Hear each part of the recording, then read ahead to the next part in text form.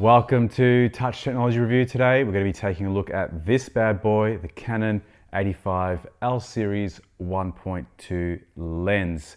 Now this is a highly coveted and well sought after lens, and the main reason being is that it has a 1.2 aperture, which is going to deliver you some incredible amount of bokeh, which is background blur behind your subject matter. So it's going to be ideally suited for fashion photographers, portraiture, and even still life where you're wanting to give real impact to that product or person that you're shooting.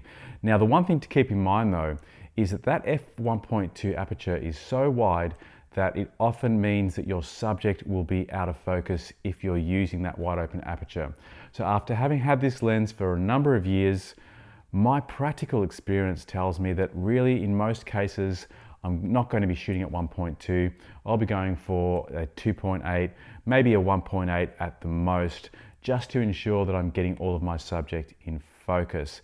Certainly this doesn't apply to the creative type of shots that you might be doing for your own personal folio, but for commercial purposes, it'd be very unlikely that you go down to 1.2.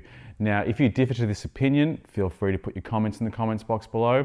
I'm sharing this information for those of you out there that are at the moment contemplating the purchase of this lens, deciding whether they really need to get the 1.2, because it is quite costly. It comes in at around $2,000 US, and there are cheaper alternatives in the Canon lens lineup.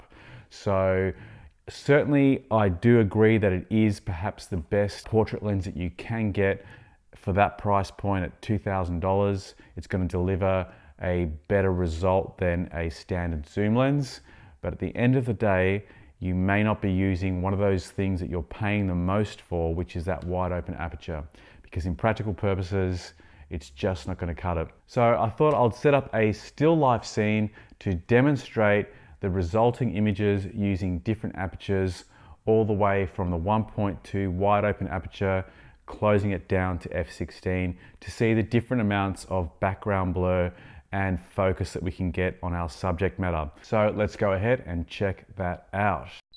So here's our first shot taken at full wide open aperture of f1.2. As you can see, we have an incredible amount of background blur. The problem here is that some of our foreground is out of focus. So the top right hand side of the pentaprism next to the N of the Nikon, you can see that's quite soft and out of focus. So as a still life photo, we are not getting the full amount of focus on the camera itself.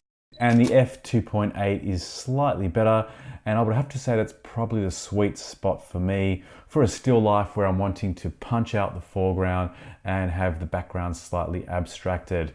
Now, moving along slightly as you would expect, as you close down the aperture further, we have more of the background elements coming into focus, and at around f8, we're getting even the very right hand corner receding into the back there of the Nikon camera where the camera strap handle is, coming into full focus now. And as we move along to f11 and then all the way to f16, we start to get much more visibility in the background items. They aren't completely in focus. There is still some depth here.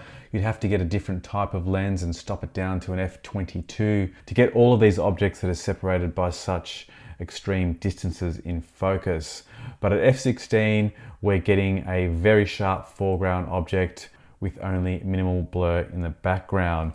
So in summary, as I said, for me, the sweet spot is somewhere at around f2 or thereabouts. So obviously it depends on the shot that you're looking for and what you're trying to achieve. But the point here is, once again, that the f1.2 is not needed to give you that sense of depth, and it's probably a little bit exaggerated. But there has been times when I have wanted a very dramatic effect between the foreground and background, and the f1.2 has come in useful. Thanks for watching. I hope you enjoyed this video. If you did, go ahead, smash that like button and consider subscribing to the channel so you'll be notified of up and coming video releases. If you've got any questions about this 85L series lens, or if you've had any experiences with it and you want to share them with the channel, feel free to put them in the comments box below. See you on the next video. Bye for now.